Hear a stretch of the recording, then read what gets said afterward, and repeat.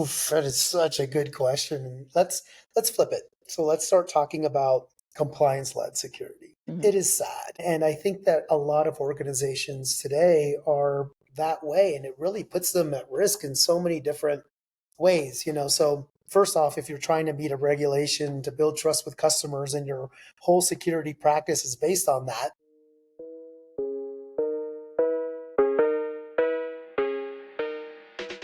Welcome to Podcast Wise, Perspectives, Cybersecurity, and AI. In today's complex digital environment, cybersecurity is no longer just a technical issue. It's a fundamental business risk. Today, we're cutting through the noise with a true veteran in the CISO chair, George Gerchow, a leader who has shaped the security landscape at companies like Sumo Logic and MongoDB, and is currently the CISO at Bedrock Data. George will share his journey, from pioneering DevSecOps to tackling the inherent complexities of multi-cloud environments. We'll focus on the shift from managing compliance to driving true risk mitigation, delivering actionable strategies for effective security leadership. My guest is a CISO focused on strategic foresight and business enablement. With an unconventional background, including the Berklee College of Music, George learned how to improvise and adapt, a critical skill for any C-suite leader today facing volatile cyber threats. Please welcome George Gerchow. And don't forget to like, share, and subscribe. Hey, George. Hey, How are Tim, how are you? you? I'm good. How are Good. you? Good. Awesome. It's good to see you. Likewise. It's been a while. It's been a minute. Yeah. Yep, absolutely. So, a little icebreaker. As someone who has worked on the bleeding edge of cloud security for years, what's one major prediction you made early on in your career that turned out to be like, that's not going to work out? Oof. There's been a few of those, but I'd say the biggest one when it comes to cloud in general was I thought everyone was going to move to the cloud quickly. Yeah. 2014, 2015, when I was a CISO at Sumo Logic, I just envisioned most workloads moving to public cloud, whether it was AWS, GCP, or Azure, by 2018, 2019. And it just didn't happen as fast as I thought it would. And then now I even see evidence where people are going back on premise and building their own Really? Oh, data wow. centers. Yeah. So it's been interesting to watch that. But I was pretty wrong because I was very vocal in the fact that I thought that about 90% of all workloads on this planet would be in public cloud for sure. Well, we know that government will be really behind, but that's a different story. It is, but more than ever now. So in DevSecOps, right? Having pioneered DevSecOps practice, what is the single biggest hurdle you see organizations still struggling with when shifting security, and how can they move their security programs from compliance driven to true risk mitigation? Oof, that is such a good question. Let's flip it. So let's start talking about compliance-led security. Mhm. It is sad, and I think that a lot of organizations today are that way, and it really puts them at risk in so many different ways. So first off, if you're trying to meet a regulation to build trust with customers, and your whole security practice is based on that, you're going to executive staff, you're going to the board saying, hey, we're ISO 27000 PCI, we're FedRAMP. And the board and executive staff's like thinking we're secure. Right. Then you have a security incident. And they're like, well, what happened? We were compliant to all these regulations.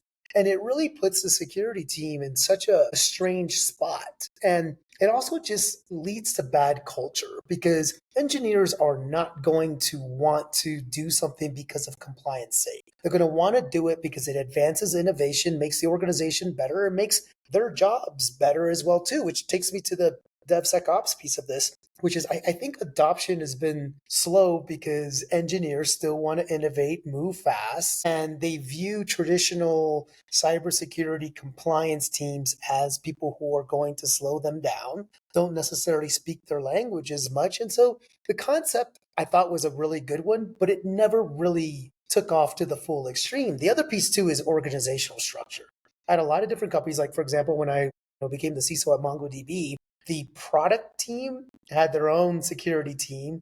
And Oh, then there wow. was, the traditional security team, which oversaw corporate. Now, after I got there and through a lot of hard work by a lot of people, we ended up getting those two teams together under the same umbrella, not only from a strategic point of view, but also from a reporting angle. And that helped out tremendously. But a lot of companies are still very siloed like that. And to me, it's bizarre, weird, and crazy. Like we should all take security on together, regardless if it's on the corporate side or product side. Yeah, I totally agree because it's not security is not just like one team. I think it's the whole organization needs to worry about security, right? Because the secretary of the CEO can be clicking on something and it's not the security engineer that did something wrong, it's the secretary that did, right? Like she clicked on it not knowing, but she's still part of the organization. So she needs to be part of the decision making maybe, but like just more of a be aware, right? 100%. And that person carries so much power.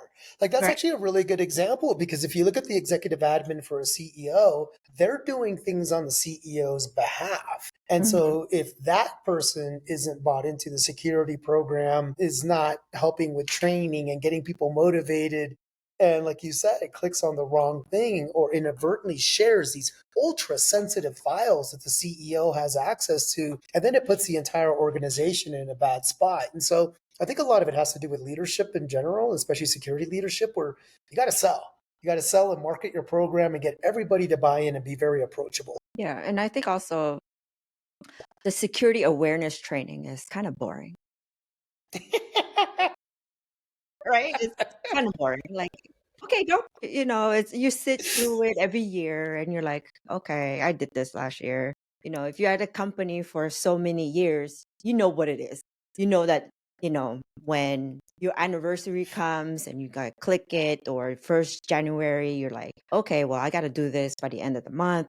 It's the same questions, it's the same answers. I can screenshot the answers and then, just save it and have it for next year. I didn't learn anything new. You just set me up to go on a rant because like it is so ineffective. And let me give you a let me give you a real world scenario. So in reality, every year, especially around phishing, it's part of our security training. And you do it not only when you onboard, like you said, at the year anniversary, which could be within a month. So then you're doing it usually at most organizations twice within a month. How effective is that? Secondly, most people let it run, click, click, click, take the test, maybe fail a question, but then come back, answer it again until they pass. Never really absorbed anything. Then the worst part is they get phished, right? So it's either by internal phishing exercises, which I don't believe in, or an external threat actor, social engineering attack, and they get phished. The company turns around and what do they make them do as their penalty for getting phished? Another Take more training. What? So this is like trying the same things over and over again and expecting a different outcome, which is like the definition of insanity. Mhm. So like we've got to make this way more effective because security training just sucks and it's not effective at all. Yeah. I think we well, yeah, I know, I'm sorry. yeah, it's all These good. guys, they get excited. Yeah, it's all good. Well, hi, doggies. Yeah, they were actually complaining about security training as well. They were chiming in there with us and saying that it's ineffective. Well, I think we should have a working group to make cybersecurity awareness training better. Agreed.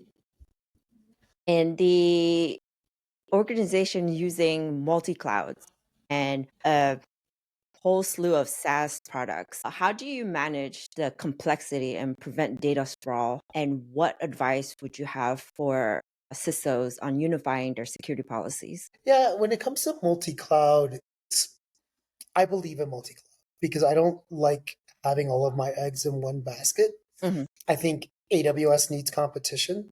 Like if you're strictly an AWS shop, like, where Calvin and I came from, you're so beholden to them. And it's just no different than when we were on premise. For storage, we used NetApp, we used DMC, we HP, several different kinds of storage that were better aligned from a cost and business perspective, security perspective.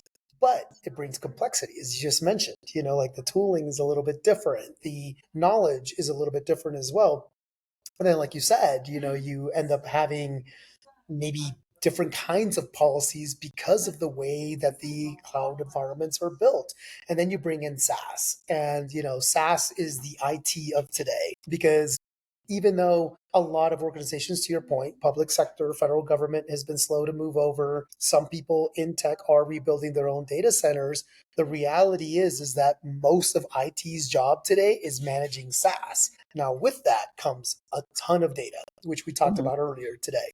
Data sprawl, data exhaust is never going to stop. So how do I get a handle around all these things? I think the first one is really focusing first on infrastructure as a service. Get down the core competencies of where you want your workloads to go amongst the three providers, because I think there's only three. Anyone that starts talking to me about like Oracle Cloud or anything else like that, it's almost humorous, because they're so behind the times. Alibaba could be a player down the line. Get the right skill sets in, formulate your plan so where when you have a new workload that stands up, you know immediately which cloud provider it's going to go to. SaaS is a different issue, and this is why the DSPM space is so hot, data security posture management, because we've got to get an idea of how much data is out there, discover it, classify it, who has access to that data, what's the lineage of that data, and then who's entitled to see that data, and especially in the age of AI. And so having common policies, I think, is a really good start. But policies also need enforcement. I could have a policy all day long, but without enforcement, the policy is actually just paper, digital paper at that point. And so this data space, and this is, my small mention here of Bedrock security or Bedrock data, is that we need this problem solved, at scale. And it's something that we've struggled with for a long, long time. Let's jump onto regulatory overload. So, Oof. yeah.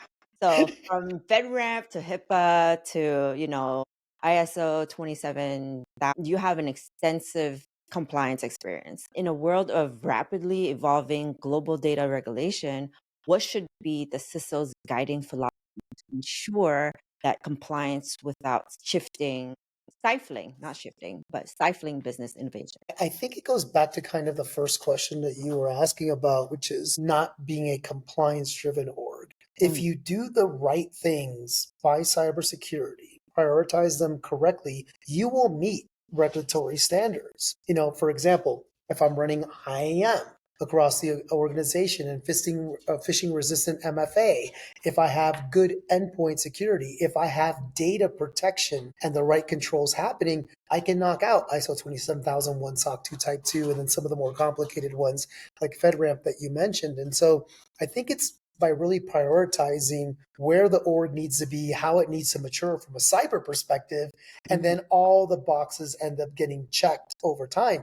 And then a very interesting part of your question is data protection. Like the regulations around data protection and privacy are just increasing. And so, and especially with AI, because now everyone's taking sensitive data from their organization, dropping it in a chat GPT or Claude and going, I need to write a document. I'm preparing for a meeting. Can you summarize all this for me?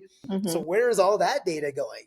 Right. But again, if I go back to something that's a lost thing these days is defense in depth. Years ago, when I came up, that's what we talked about. There was no silver bullet. Then the world shifted to zero trust, which I still believe in zero trust, but we've lost the concept of it's going to not be a silver bullet. It's going to be multiple layers of things that we put in place that are a deterrent to a threat actor. And if we do all of those things, we end up being compliant with all the new regulations that come out, because we're not going to satisfy them all just by checking the boxes. We're going to satisfy most of them by doing the right thing when it comes to cybersecurity. Yep, totally agree with that, because you can use the compliance to be the template, right? And then go over it. Like, okay, well, if the template is good, let's work on that. Let's, how do you say that? Evolve from the template, basically. Exactly. Yeah, it's a foundation. You have the template, it's a foundation, and then you just continue to mature, and if you chase every regulation as they come out, you're going to put your organization in a bad spot. You have to, one, understand what your cybersecurity program is, but then two, what do your customers or potential customers truly care about? And what are the ones that are going to make your organization better? In reality, even though I run compliance teams, I love using my compliance budget to invest more in cyber. Yeah.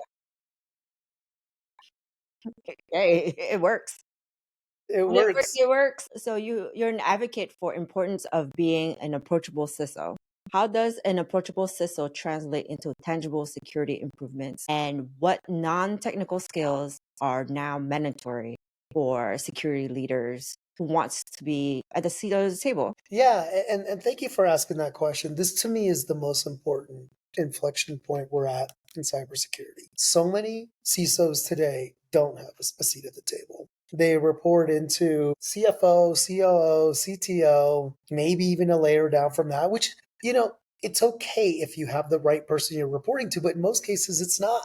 And there's multiple reasons for that. One of them is something in your question, which is what skills do you need to be at that table? Mhm. You need to understand the business first and foremost. Like anywhere I go, like now at Bedrock Data, like I was telling you, I'm 4 months in.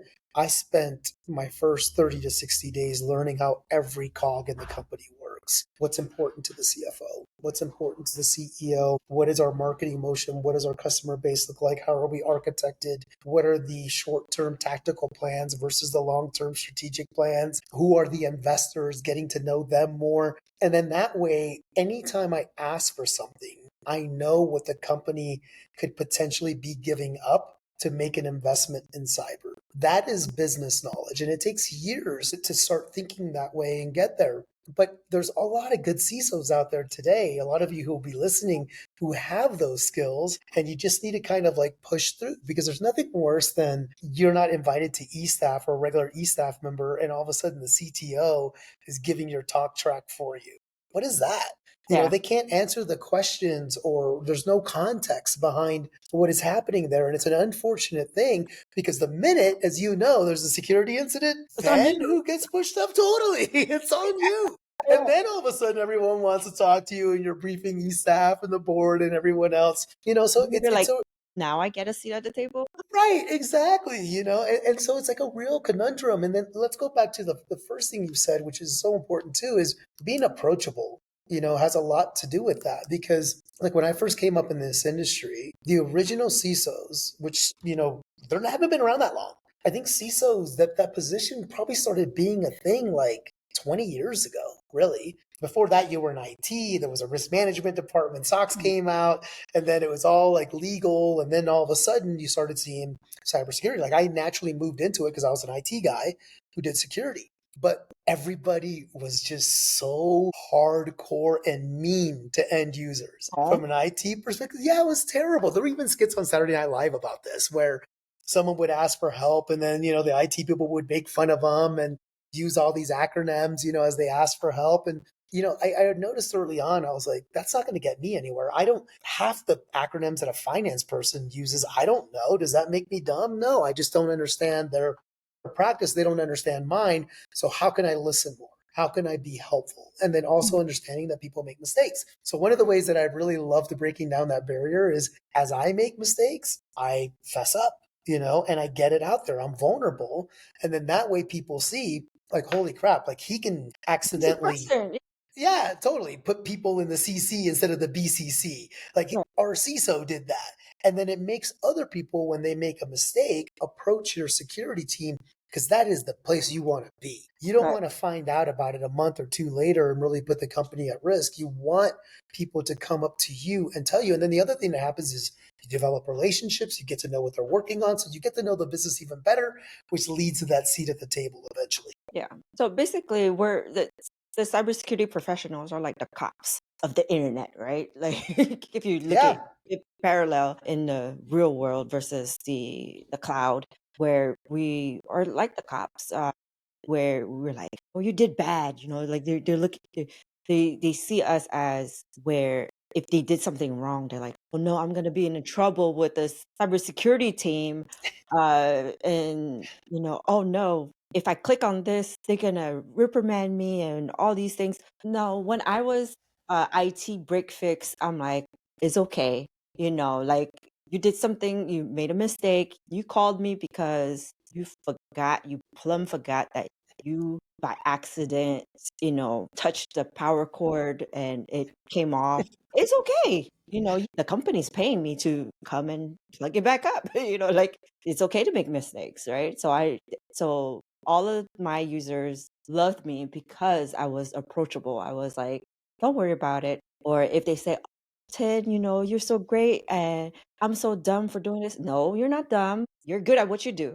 Yeah, If you can raise millions of dollars to keep the company running, you're great at that. I'm great at what I do. You're great at what you do. So they were like, thanks. Just it's compliment true. them and they'll be happy. It's true. And even also enabling them, right? Like that's Mhm. what we're here for, is to enable them to be able to be more productive. And when they make a mistake, if they don't clearly understand why it was a mistake, helping them, like understand it. And then that way they help others too. And so it's a cascading it's a cascading effect that I think really impacts the culture of a company in a really, really good way. Yeah, I totally agree.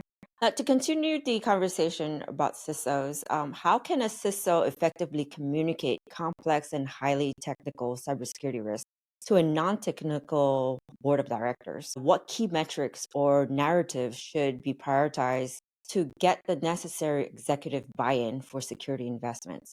So, what do you tell your board? Yeah, it's got to be impact to the business. Mhm. So everything that you talk about has got to be something that's going to have an impact to the business, whether it's in a net positive way or net negative way. And the best way I feel to do that to a non-technical audience is storytelling. Mhm. Like if you're able to tell and weave a story in, if it's a scenario that you want to paint of something that could happen, and then you got to tie a story around. Yeah. If it's something that did happen, same. You got to tell a story around it as to what the impact is. Like one of the ones that stands out to me like right away was when I was at MongoDB. We accidentally hired someone from a Democratic People's Republic of Korea, a fake worker, Cool. and we caught it. Like right away. Worked with CrowdStrike, worked with the FBI, but it was cross-functional because HR was doing all the screening, set up all the interviews, and then there was like a lot of finger pointing going on around that. And to let the executive staff know the impact, had to tell a story. Okay, we caught it. Great news, awesome.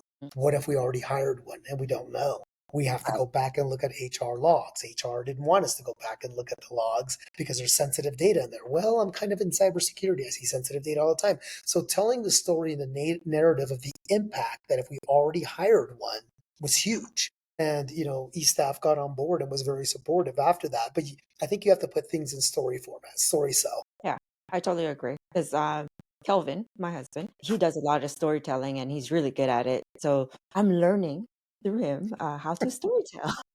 Makes sense, and he is. He's a good storyteller, but that's where it's at. That's what catches people's attention and it puts it in real life scenarios for sure. Now, given the ongoing cybersecurity talent shortage, what is your strategy for building and retaining high performing security team? And what emerging roles do you anticipate will be most critical in the next 5 years? Okay, so let's start at the beginning. To me, to build, in the beginning of building, I like hiring engineers. People who are hands on keyboards, know how to code, people who can automate a lot of mundane functions because I want to automate as much as I possibly can, leverage existing technology as much as I possibly can before ever having to ask for more FTEs. Mhm. Once you have a solid foundation like that, then you can start growing out a team with maybe not as technical people that have more of a process type function, aka compliance around that. Now, retaining the talent is the interesting thing. If you build a good culture and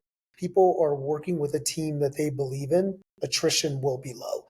Even if people come after them with more money, and paint this picture of this other company being better, they're already in a good spot. But I also think it's like letting people take breaks, like being proactive about, you know what, we've worked hard all week. This Friday, everyone take it off. Like everybody take it off, and maybe you have a certain few, like a Mongo that was hard because I had 140 plus people, but you carve it out to where people get 4-day work weeks in some ways when there's not a lot going on.